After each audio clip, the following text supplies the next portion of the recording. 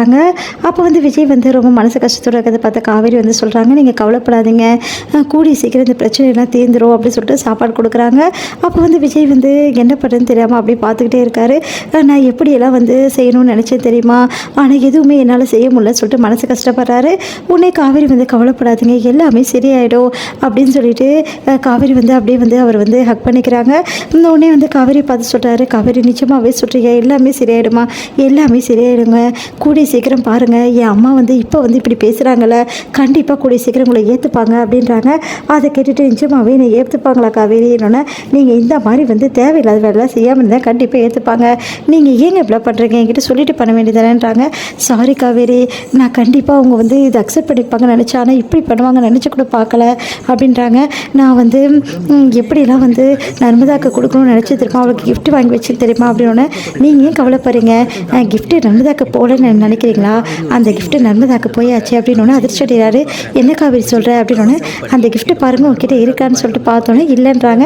அதை பார்த்து காவேரி அப்படியே ஹக் பண்ணி, காவேரி உண்மையிலே ரொம்ப சந்தோஷமாக இருக்குடி அப்படின்னு சொல்லி சந்தோஷப்படுறாரு. இங்கே வந்து காவேரி என்ன பண்ணுறாங்க, டிஃபன் பாக்ஸ் இல்லாமல் வர்றதை பார்த்துட்டு வந்து அவங்க வந்து அத்தை வந்து கேட்குறாங்க, நிச்சயமாகவே அவங்க வந்து வாங்கிட்டாங்களடி சாப்பாடை அப்படின்னு. ஆமாம் பின்ன நான் பொய்யா சொல்கிறேன், கொடுத்து தானே வந்தேன் அப்படின்னு. பரவாயில்லையே, உண்மையிலேயே இங்கே இருக்கிறவங்களா வேறு மாதிரி இருக்காங்க, ஒன்றும் புரியலையே நம்மளுக்கு அப்படின்றாங்க சாந்தி.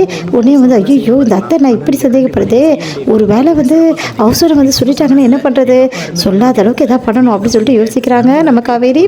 அடுத்து வந்து காவேரி என்ன பண்ணுறாங்க, யோசிச்சுட்டே இருக்காங்க. அவங்க வந்து நினச்ச விஷயத்தை எல்லாத்தையுமே நினச்சி பார்க்குறாங்க. விஜய் மனசு கஷ்டப்பட்டது எல்லாத்தையுமே வந்து நினச்சி பார்த்துட்டு விஜய்க்கு வந்து கால் பண்ணலாமா, என்ன பண்ணிட்டு பாரு அப்படின்னு சொல்லிட்டு கால் பண்ண ஃபோன் எடுக்கிறாங்க. அப்போ அவங்க அம்மா பார்த்துட்றாங்க, ஐயோ அம்மா பார்த்துட்டாங்களே அப்படின்னு சொல்லிட்டு ஃபோன் எடுத்து வச்சுறாங்க. என்னடி தூங்கலையா அப்படின்னோடனே, தூங்கணுமா அப்படின்னோடனே, போய் நேரத்தோட பிப்பாடு அப்படின்னு சொல்லிட்டு திட்டி விடுறாங்க.